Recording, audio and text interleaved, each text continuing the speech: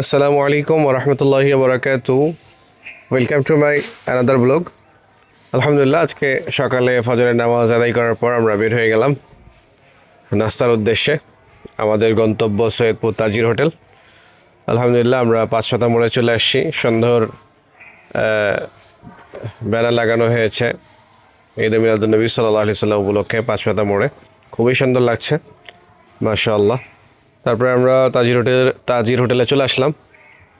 তারপরে কিছুক্ষণ বসার পরে আমাদের নাস্তা চলে আসলো, মাশাআল্লাহ।